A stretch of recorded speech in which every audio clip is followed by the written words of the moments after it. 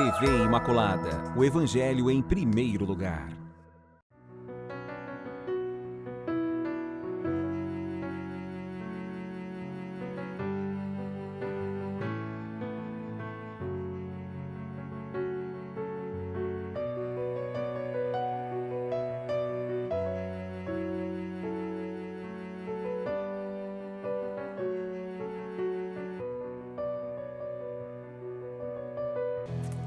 Olá, com muita alegria estamos de volta, programa Respostas aqui pela TV Imaculada, essa TV que evangeliza, essa TV que informa, essa TV que nos traz esperança. E falando de esperança, recordamos do nosso sínodo Peregrinos de Esperança, Peregrinos da Esperança.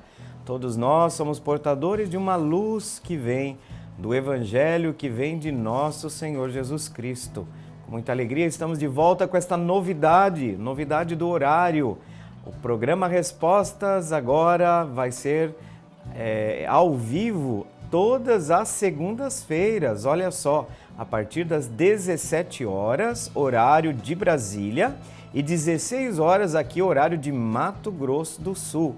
Esta é uma ideia, uma proposta que surgiu para poder possibilitar maior participação a todos vocês. E nós garantimos também que as reprises continuam sendo feitas, tá? Então, você vai poder acompanhar, mesmo que você assista a reprise, não o programa ao vivo da segunda-feira, você também vai poder interagir conosco. E o número do telefone, o código do estado 67 99347 0532. E você pode enviar sua pergunta e você pode participar então do programa Respostas. Depois de contar essa novidade para vocês, então esperamos vocês, recordando, às segundas-feiras o programa vai ser ao vivo, 17 horas horário de Brasília, 16 horas Mato Grosso do Sul. A gente continua contando com a participação de vocês. E como a gente sempre diz no início do programa, nós temos 2 momentos no programa Resposta com 3 blocos. O primeiro bloco se dedica a uma reflexão sobre um tema da atualidade, mas esse tema é sempre visto na perspectiva do pensamento da igreja. E a gente procura ser muito fiel a isso aqui. E depois, no segundo e terceiro bloco, nós vamos, dentro de um estilo mais interativo de programa, nós queremos responder às questões, às observações, os comentários que vocês nos enviam. Então, participe conosco. Estamos muito felizes, com certeza, porque encontramos, às vezes, muitas pessoas que falam: ô padre, nós estamos participando lá do programa. E a gente fica muito contente. De fato, nosso objetivo aqui é servir. Então, ficamos felizes por isso. E agora nós vamos então para o nosso momento de reflexão. E quando nós estávamos falando sobre a organização do apostolado das associações dos leigos, nós podemos dizer que também é necessária, e esse é o próximo tema do nosso estudo, da nossa reflexão de hoje, há uma necessidade de formação para o apostolado. Olha só como é importante perceber, aliás, para tudo na igreja a gente precisa de formação, também para o apostolado. E esse é o tema do nosso programa de hoje. Vamos proceder agora na sequência com a leitura e eu volto depois para nós darmos início à reflexão após esta leitura que exprime onde encontramos o pensamento da igreja. Vamos proceder então com a leitura do texto. Capítulo 6. A formação para o apostolado. Necessidade da formação para o apostolado. A plena eficácia do apostolado só se pode alcançar com uma formação multiforme e integral. Exigem-na tanto o contínuo progresso espiritual e doutrinal do próprio leigo, como as diversas circunstâncias de coisas, pessoas e encargos a que a sua atividade se deve acomodar. Esta formação deve se apoiar sobre os fundamentos afirmados e expostos por este Sagrado Concílio noutros lugares. Além da formação comum a todos os cristãos, não poucas formas de apostolado requerem uma formação peculiar e específica por causa da diversidade de pessoas e circunstâncias. Decreto Apostolicam Actuositatem sobre o apostolado dos leigos. Ao introduzir o tema do 6º capítulo, que fala exatamente da necessidade da formação para o apostolado, quero reforçar aquilo que havia dito na apresentação desse tema de hoje, que a formação é um elemento constitutivo da vida laical, haja vista que nós passamos, depois do Concílio Vaticano II, por um processo de reforma geral da Igreja. Nessa reforma se respira um outro ar em relação à responsabilidade, à vocação, à missão, o lugar do cristão leigo na Igreja. Mas essa responsabilidade seria, digamos assim, seria injusto a Igreja atribuir uma responsabilidade aos leigos sem formá-los para tal.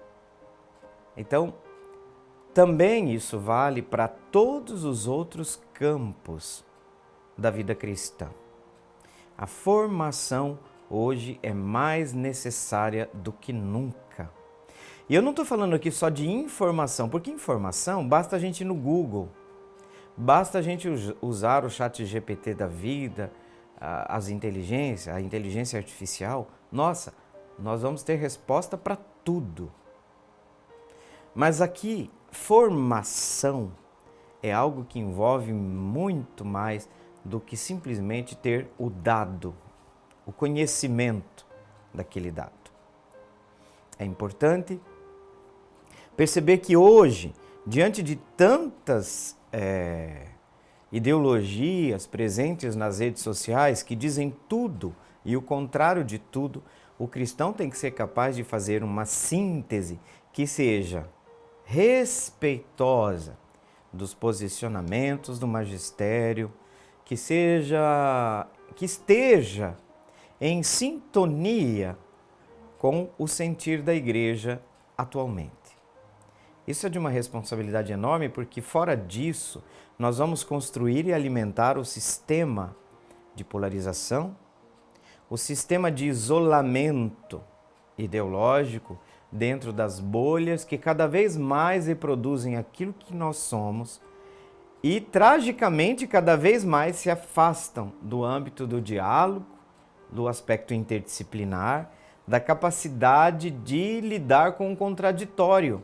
E isso é próprio da realidade humana. Por quê? Porque a realidade humana é complexa. Então essas ideologias, elas simplificam a realidade e dão para nós a sensação de que nós dominamos a realidade. Algo que é uma mera ilusão. Cedo ou tarde, nossas bolhas nos mostram que não dá para ficar só com o universo das bolhas nas quais nós vivemos. Que nós precisamos olhar outras fontes.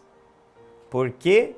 Porque aquilo que nós consideramos nossa maior força é buscar a expressão do pensamento no modo como eu penso, se torna a nossa maior fraqueza. Por quê? Nós vamos cair nos reducionismos, para não dizer outras coisas. Daqui a pouco, nós vamos perceber que nós estamos em bolhas que estão cada vez mais distantes de um diálogo sincero, de um diálogo honesto. E a gente não pode pensar que a realidade sempre vai se adequar àquilo que nós pensamos. Por isso é horrível dizer isso, mas o número de cristãos que acham absolutamente normal as fake news, sabendo que o nosso grande inimigo, ele se chama pai da mentira. Então, mas por que as fake news colam? Porque a fake news diz aquilo que a gente quer ouvir. Corrobora a tese daquele meu mundinho ideológico. Então, o perigo está sempre às portas. E a formação vai nos ajudar, inclusive, a não sermos seletivos dentro das escolhas dos temas. Por quê? Porque o sistema de internet nos leva... Você pode perceber, faz uma pesquisa sobre um determinado produto. Quando você menos perceber, vai aparecer para você um caminhão de propostas. Dá impressão, a gente já ouviu falar muitas pessoas, parece que tem alguém nos escutando na internet. Tem sim. O algoritmo, E por questões, ó, sempre, né, gente? Ó, sempre, é sempre. Então, o que, que a gente percebe? Que o algoritmo facilitou esse caminho. Então, tem pessoas que não olham mais para o contraditório. Por quê? Porque me incomoda, não é o modo que eu penso. O problema é que lá pelas tantas, no extremo dessa posição, o que eu penso tem que se tornar a realidade. Os extremismos são muito perigosos e eles estão sempre às portas, tá? Do lado A, do lado Z. Os extremismos são muito perigosos. E aí, a formação é mais do que necessária. Já aconteceu, por exemplo, de ter uma conversa um pouco difícil com um acadêmico nosso, quando ele se trata de um seminarista. Por que a gente se preocupa com o acadêmico seminarista? Porque a cabeça que ele tem de igreja é a que ele vai implantar lá, como padre. A hora que colocar uma estola no pescoço, só Deus sabe. E aí a gente tem que dizer para o estudante, olha, não está errado o que você está dizendo, o que você estuda, o que você fala. Mas existe um mundo de conhecimento que você praticamente ignora, como se não existisse.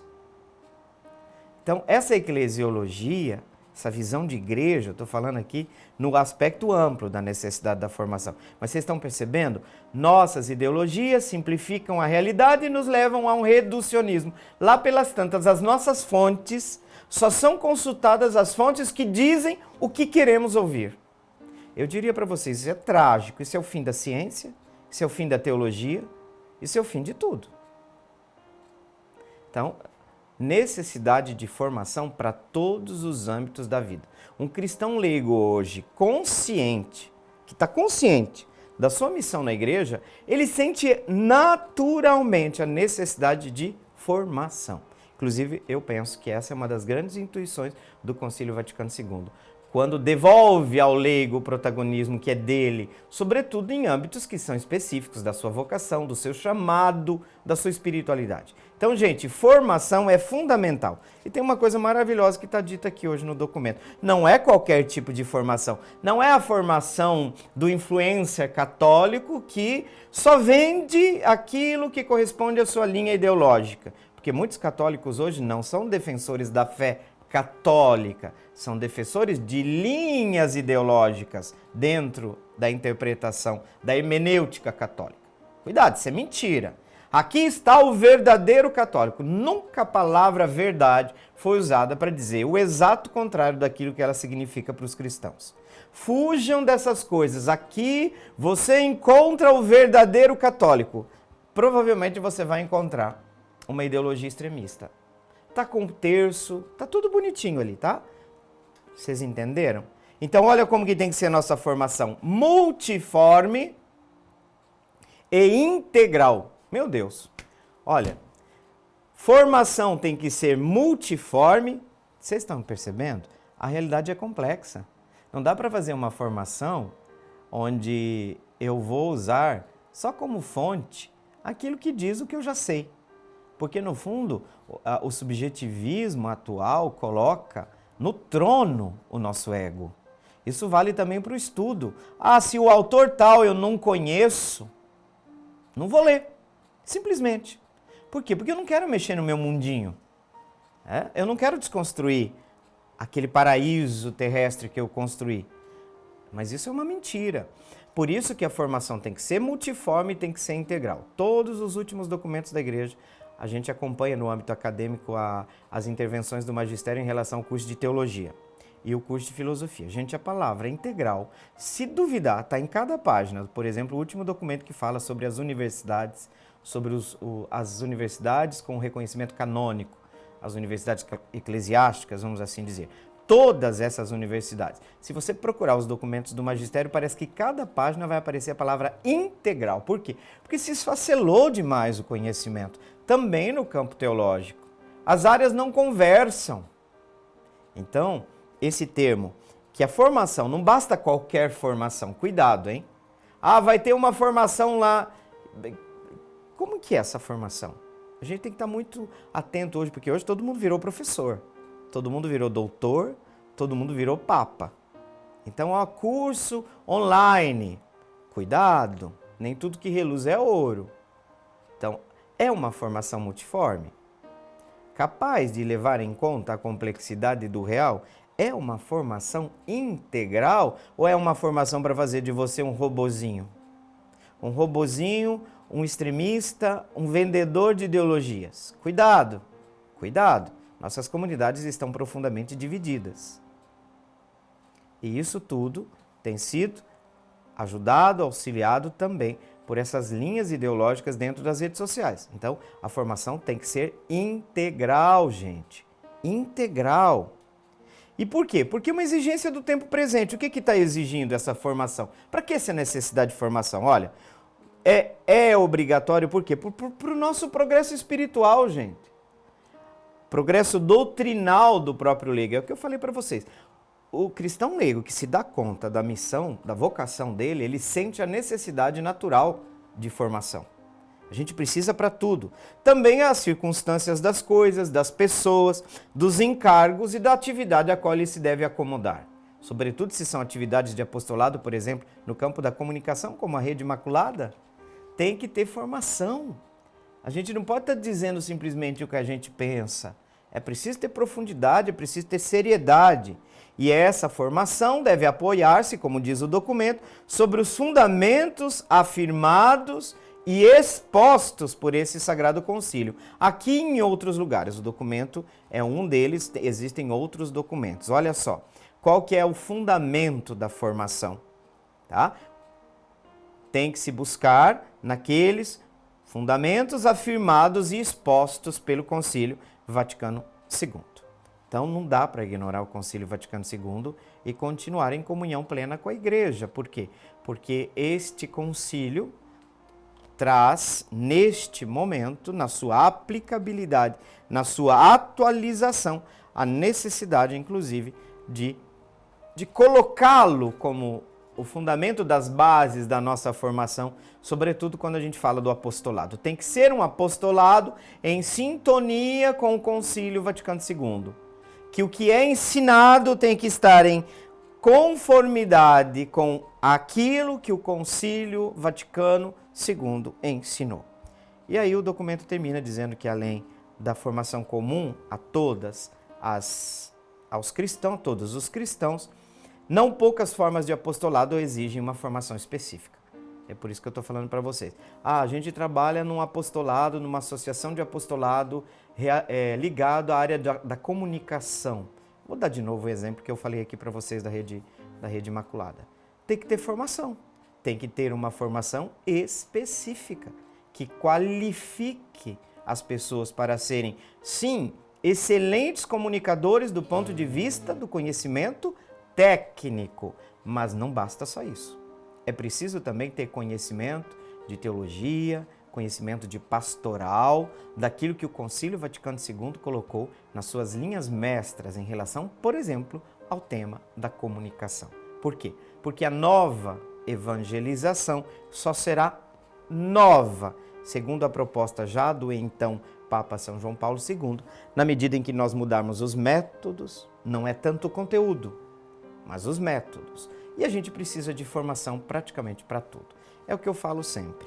Se estudando a gente já fala abobrinha, vocês imaginem quando a gente começa a tirar para todos os lados e aí onde você vai procurar qual que é a sua fonte? A fonte é as ideias da minha cabeça. Acabou, né?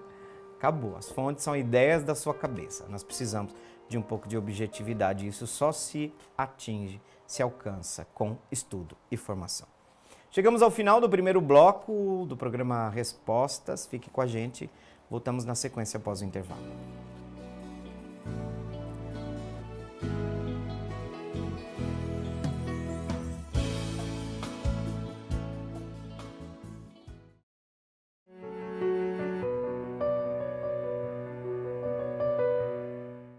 De volta após esse breve intervalo e nesse segundo bloco do programa Respostas, nós passamos de fato a interagir com vocês. De modo especial, neste segundo bloco, nós já temos feito um caminho e nos concentramos na resposta, em dar resposta à questão que o Lucas, lá do bairro Moreninhas 3, trouxe para nós, perguntando qual o significado de cada parte da Santa Missa. Então nós estamos fazendo esse vamos dizer, essa formação litúrgica, teológico-litúrgica.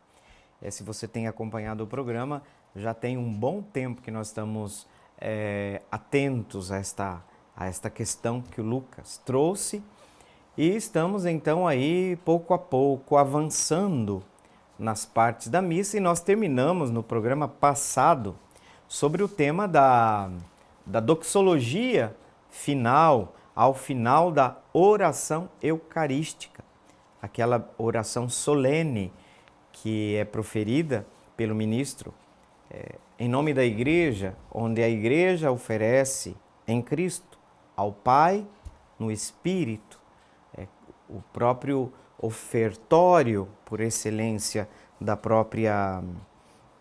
próprio nome do ofertório, porque aqui o que nós ofertamos a Deus não é mais o pão e o vinho, mas é o próprio Filho de Deus, o Filho de Deus que se oferta ao Pai. Terminada a doxologia, nós vamos para uma outra parte da missa agora. Encerramos a grande liturgia eucarística, podemos assim dizer de modo especial, aqui no sentido falando da oração eucarística, que é esta grande oração eclesial. E agora nós passamos para o rito da comunhão. Tá? Esse é um próximo passo que estamos dando aqui no programa Respostas, passando para o rito da comunhão. O que a gente pode dizer? Que este rito, todo ele, volta-se para a iminência do ato de comungar, de receber em alimento o corpo e o sangue de Cristo.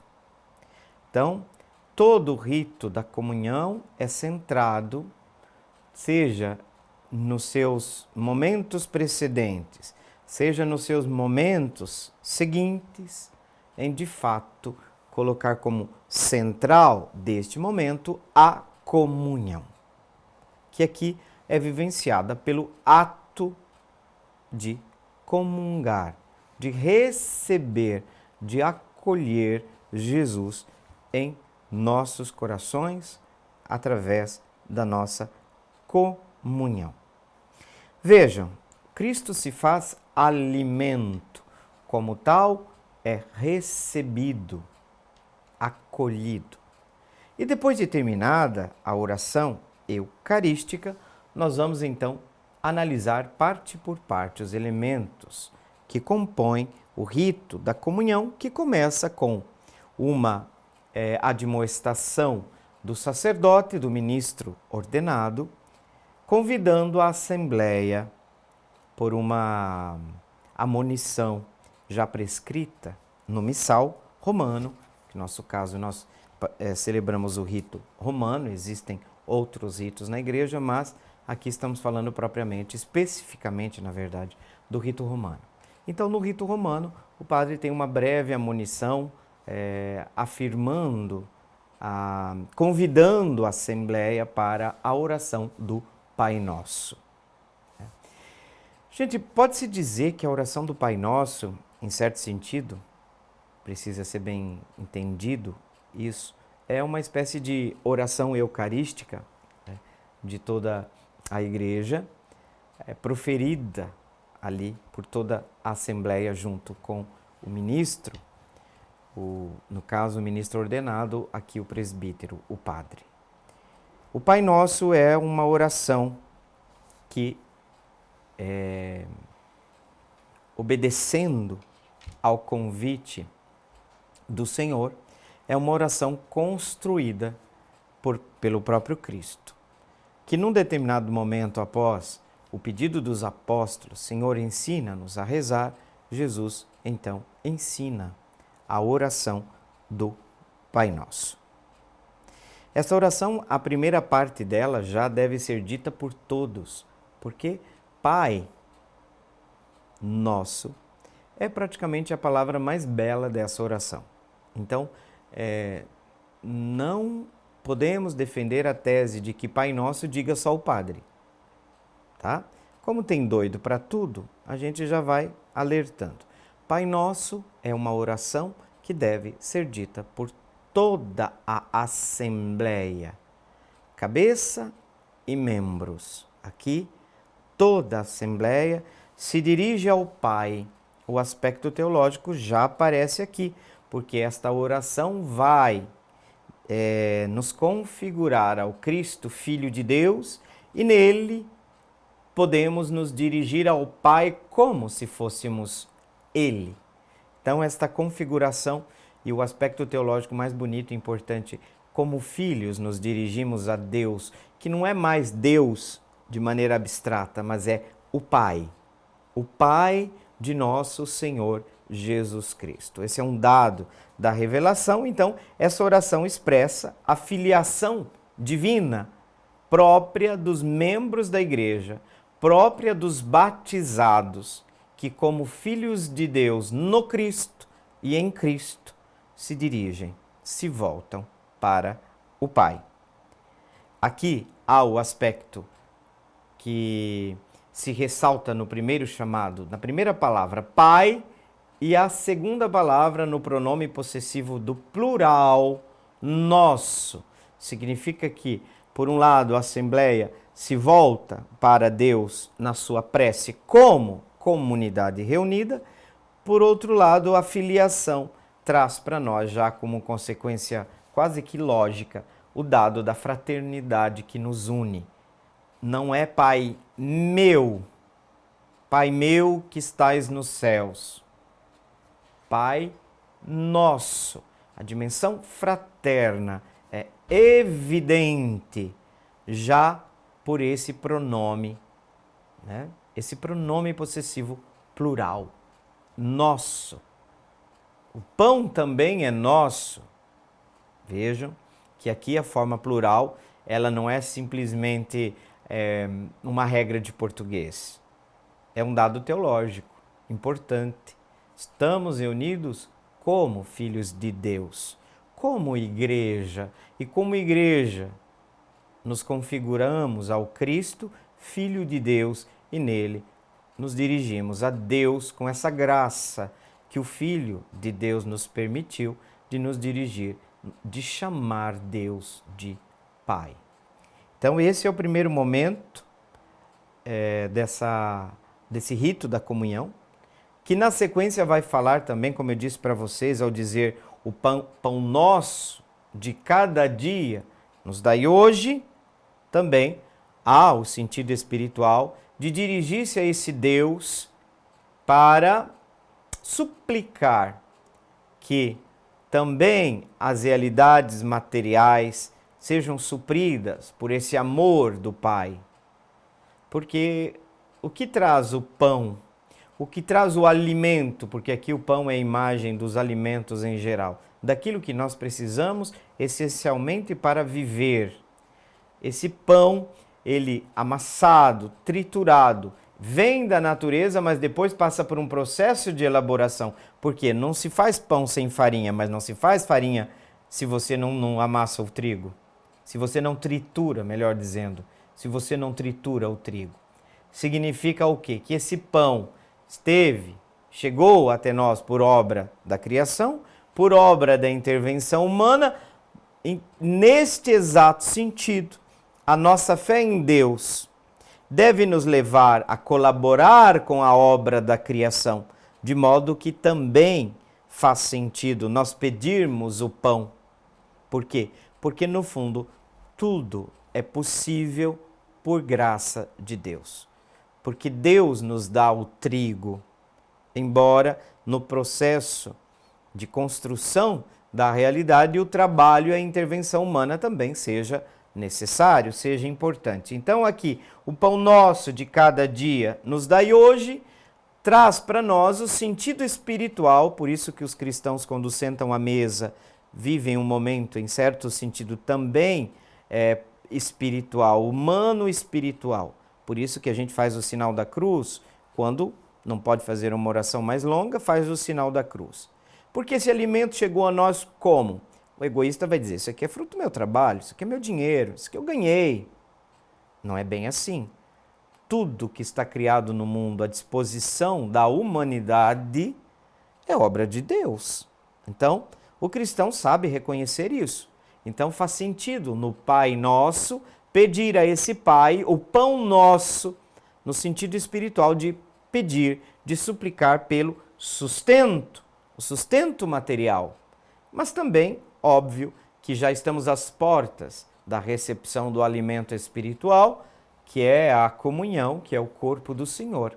Então, também aqui, esse pão nosso de cada dia pode, com certeza, referir-se também ao sentido espiritual desse pão, desse alimento, porque é um modo como Jesus se dá a nós.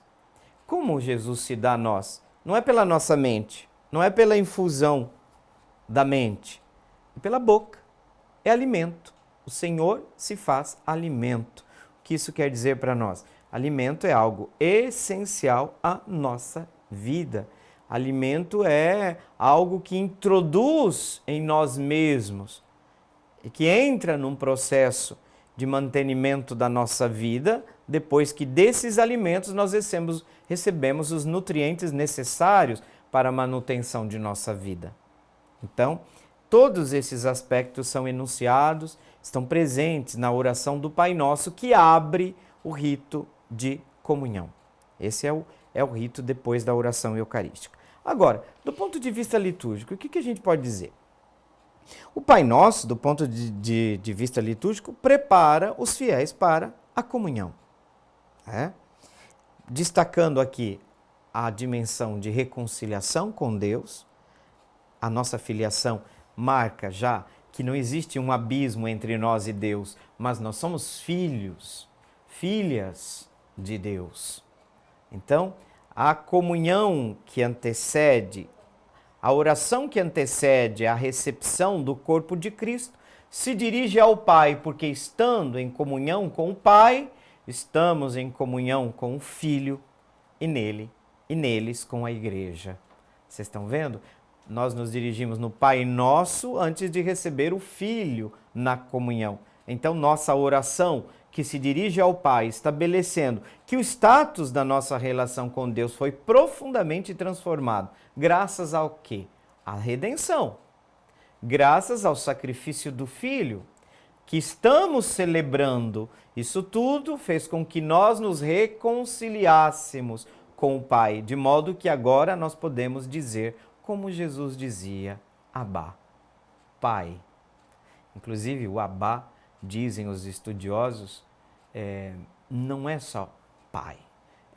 O pessoal do Nordeste que está assistindo a gente vai compreender melhor do que nós que não estamos imersos na cultura nordestina. É o painho, é um pai, mas o que quer dizer? Que a imagem de pai jamais pode ser associada à ideia de um carrasco.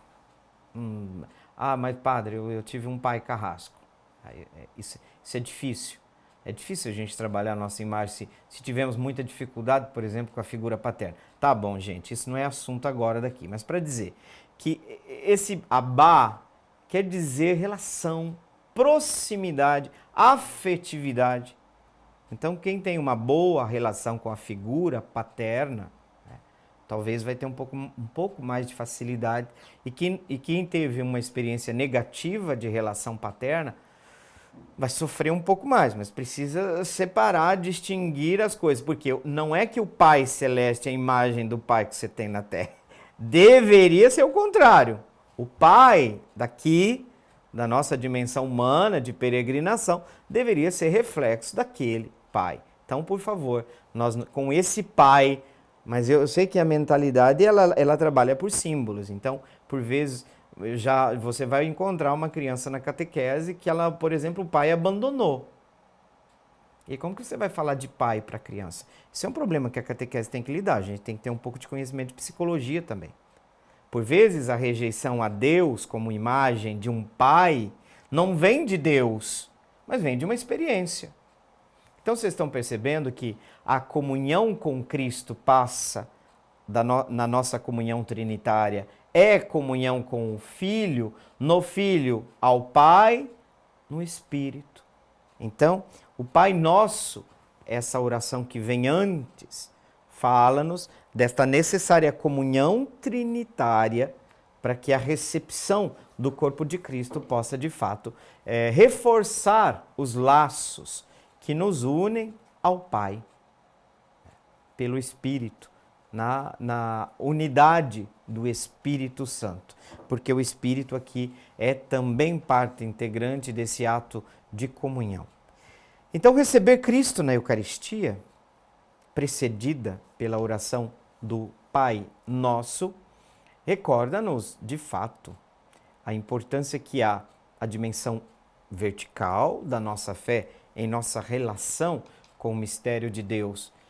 Mistério que nós podemos acessar graças ao Cristo, graças ao rompimento da barreira que nos dividia. Então, agora, como Jesus se dirigia ao Pai em oração, agora a comunidade pode, a igreja pode, em Cristo, dirigir-se ao Pai.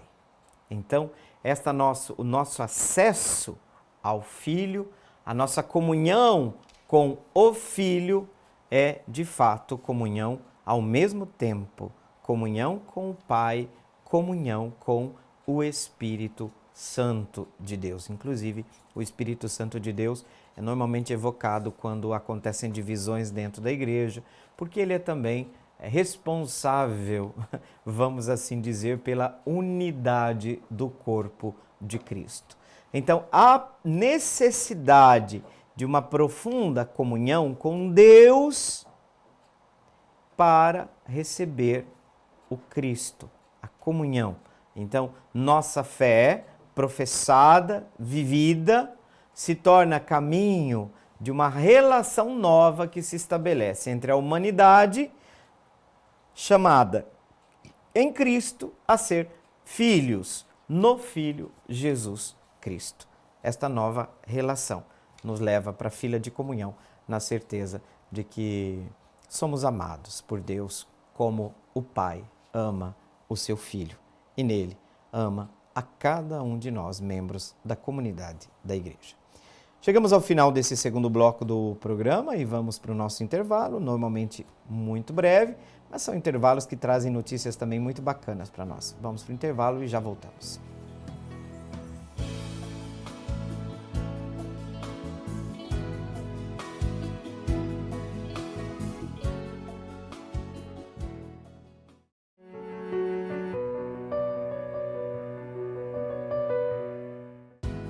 De volta para o terceiro e último bloco do programa Respostas e quero mais uma vez recordar que a gente mudou o horário, o programa ao vivo a partir de 10 de março já passou a ser nas segundas-feiras, 17 horas horário de Brasília, 16 horas horário aqui do Mato Grosso do Sul. Sobre as reprises, elas continuam. Inclusive no sábado, vocês sabem que anteriormente nós tínhamos a experiência do programa ao vivo sempre aos sábados, no horário de meio-dia, Brasília, 11 horas, Mato Grosso do Sul. Então permanece este mesmo horário aos sábados, só que no sábado agora é uma reprise do programa, porque de fato agora ao vivo é sempre na segunda-feira. 17 horas horário de Brasília, 16 horas horário do Mato Grosso do Sul. A gente soube, já tem um tempo, que o nosso programa, a TV Imaculada, ela chega para esse Brasil de meu Deus. Isso causa uma imensa alegria em todos nós. E, de fato, nós temos recebido aqui perguntas de todo esse Brasil. E a pergunta da Maria vem, de fato, de um outro estado, aqui também da região sul do Brasil, Cruzeiro do Oeste, Umuarama, Paraná. Maria, só para dizer, eu nasci na época, era um distrito, porque de origem eu sou paranaense. Alto Piquiri, hoje é uma pequena cidade. Eu penso que Piquiri é por causa do rio Piquiri, não tenho muitas informações sobre isso, mas já então diocese de Umuarama, que continua até hoje. Então, só para dizer que eu pertenci inicialmente à diocese de Umuarama, paranaense de origem. Então, minha saudação muito carinhosa para você, Maria. A Maria começa dizendo o seguinte: gosto muito do seu programa. Que bom, Maria. Seja muito bem-vinda. Volta e meia, Surgiu dúvida, Maria? Escreve para nós. A equipe aqui da TV está sempre atenta ali pelo WhatsApp, tá bom? Pode mandar para nós as suas considerações, inclusive, às vezes a gente dá uma resposta, a pessoa quer comentar, de repente surge uma dúvida a partir de um outro aspecto que foi visto, sem problema nenhum. Gosto muito do seu programa e a pergunta da Maria é oportuna para o tempo da Quaresma. Qual a diferença entre o jejum e o abster-se de carne? De fato, há esta diferença que a Maria já observou na Quaresma, porque, por exemplo, na quarta-feira de cinzas, nós temos como obrigatório que eu estou querendo dizer aqui é que já consta no direito canônico a necessidade do cristão, depois de uma certa idade e antes dos 60 anos, depois fica opcional, realizar o jejum e abstenção de carnes. E quando a gente chega nas orações da missa da quarta-feira de cinzas, já a gente percebe que as orações pressupõem o jejum e abstenção de carnes. Tá? O que são o jejum e abstenção de carne? Junto com a esmola, tá? Mas eu não vou me deter sobre o tema da esmola, Maria, porque não apareceu na sua pergunta. Mas essas são as chamadas clássicas, tradicionais, práticas quaresmais. O jejum, a esmola e a oração. Mas aqui a Maria está se referindo especificamente a dois atos que são também bastante conhecidos. São chamadas duas práticas penitenciais importantes na Quaresma. E a gente quer descobrir isso, ou redescobrir isso. Mas essas duas práticas penitenciais têm aplicação diferente, significados e aplicações distintas. Vamos dar uma olhada nisso? De qualquer forma, o que é de comum nessas duas práticas? Como práticas penitenciais, segundo o conselho da Igreja, ambas são formas de nos ajudar no caminho de conversão. Ambas essas realidades são formas de expressar conversão, penitência e preparação para a Páscoa. Este é um sentido que precisa ser dito. Toda a Quaresma é realizada em vista da Páscoa. Agora, porém, podemos dizer que esse objetivo comum não anula o fato de que cada uma tem suas próprias regras e finalidades. Vamos ver essas diferenças? É aquilo que está perguntando a Maria para nós hoje. O que é o jejum? O jejum consiste em reduzir a quantidade de alimentos consumidos durante uma jornada, um dia. Redução, tá?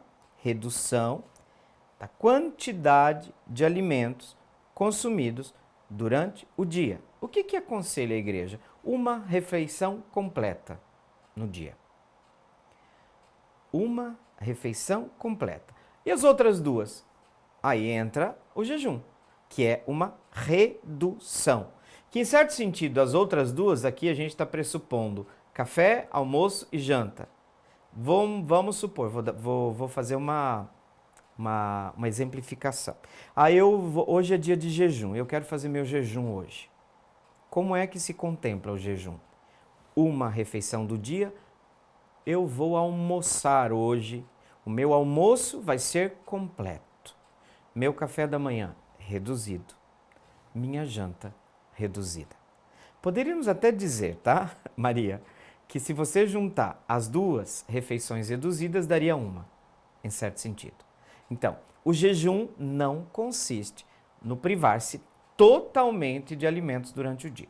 Aliás, eu diria, pessoas doentes, pessoas que precisam do alimento, gente que está precisando, tem problemas de saúde que precisam de uma imunidade boa e assim por diante.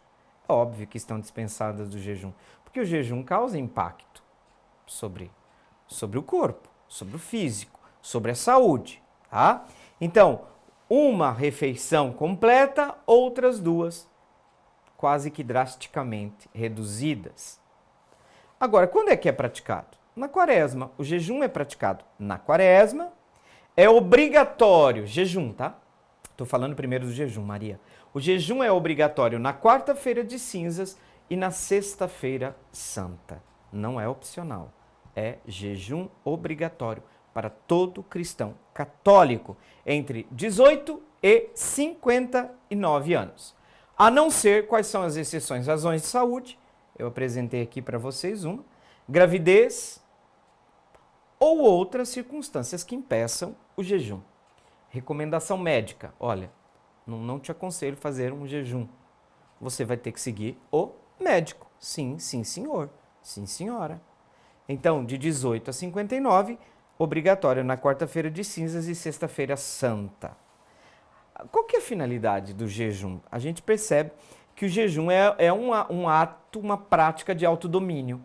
É uma prática de autodisciplina e penitência, sem dúvida alguma, porque aqui é uma redução naquilo que me causa satisfação. A redução desses alimentos vai nos ajudar a recordar, por exemplo, a nossa dependência de Deus. E também tem um outro aspecto que a gente não pode esquecer: a solidariedade com os que sofrem, com aqueles que têm fome. Porque a gente sabe, chegando a hora do almoço, chegando a hora da janta, nós temos o quê? Segurança alimentar, garantia de que vamos comer. Mas infelizmente, tragicamente, muitos irmãos e irmãs nossos não têm essa segurança. Não sabem quando vão conseguir comer. Então o jejum é para lembrar nossa dependência de Deus e nossa solidariedade com aqueles que padecem o flagelo da fome. Esse aspecto precisa ser lembrado. E aqui o jejum abre para nós, já que nós não estamos colocando-nos como centro, ou seja, aquela ideia de que eu tenho que satisfazer todas as minhas necessidades naquela hora que eu quero. Eu falo que tem muito pai, muita mãe, está estragando o filho. Não dá, pelo amor de Deus, não constrói um monstrinho dentro de casa. Não dá tudo que o seu filho ou que a sua filha quer. A frustração é algo necessário no caminho da formação de uma pessoa. Mas tá, fechei parênteses, o assunto aqui não é esse. O jejum nos ajuda na prática do autodomínio. O que vai nos abrir? Vai nos abrir um espaço maior para oração, um espaço maior para caridade. Por quê? Boa parte desse dinheiro que eu vou reter, porque comendo menos eu gasto menos. É óbvio que também parte dessa redução de alimentos que eu fiz vai causar um aumento da minha receita. Parte dessa receita também é muito aconselhado a doação, a ajuda, a caridade. No aspecto espiritual, Maria, fica claro para nós que o jejum não é apenas uma privação física, mas um gesto de humildade, de conversão interior, como foi ensinado pelo próprio Senhor. Quando jejuares, procura não manter uma aparência triste para todos, para que todos percebam que você está jejuando, que você está fazendo uma prática quaresmal. Agora, o jejum é isso. E a abstenção de carne? Abstenção, o nome já diz, abster-se de carne. Consiste em não comer, abster-se é isso, não comer carne vermelha ou de frango. Em algumas tradições aqui colocam, por exemplo, outros produtos de origem animal. Por exemplo, os muçulmanos, eles têm uma proibição muito explícita entre os muçulmanos, por exemplo, a carne de porco. Mas não é só a carne de porco, por exemplo, tudo que vai, elementos, por exemplo, gordura de origem suína, eles vão se abster.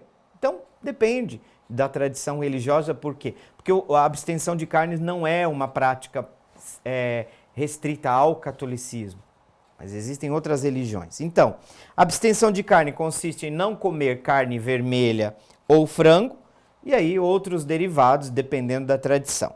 Peixes e frutos do mar geralmente são permitidos, mas olha aqui. Me permita, por exemplo, a gente faz toda aquela questão de renúncia, de penitência, aí você vai lá na Sexta-feira Santa e faz aquele, né? Você vai lá e compra, o que é aquele peixe salgado, né? O bacalhau, né? Gente, para o espírito da quaresma não fica bem. Ah, mas é peixe, padre. Não sei se vocês entendem, a gente se priva de uma coisa, mas, gente, quem diz que bacalhau é pior do que outras carnes? É uma maravilha. Eu sou louco por bacalhau. Só não como todo dia, porque vocês sabem o preço do bacalhau, pelo amor do Cristo, né, gente? Não dá para comer bacalhau sempre. mas sabe, o espírito da coisa, para mim, você, entre nós padres religiosos, a gente faz, na sexta-feira faz. Não sei se isso é muito coerente com o espírito da quaresma, tá? Mas, pelo amor de Deus, ninguém vai para o inferno por causa disso, não, tá? Fiquem em paz. Mas isso tem que ser pensado. Eu acredito que os nossos bispos precisam fazer uma catequese um pouco mais clara para nós em relação a isso, né? Então, abster-se. A abstenção de carne, diferente do jejum, que é um dia que eu tenho uma refeição completa e reduzo todas as outras duas, tá? Tá vendo aqui a diferença? Fica evidenciado. Quando que é praticada a abstenção de carne? A abstenção na quaresma é obrigatória todas as sextas-feiras da quaresma.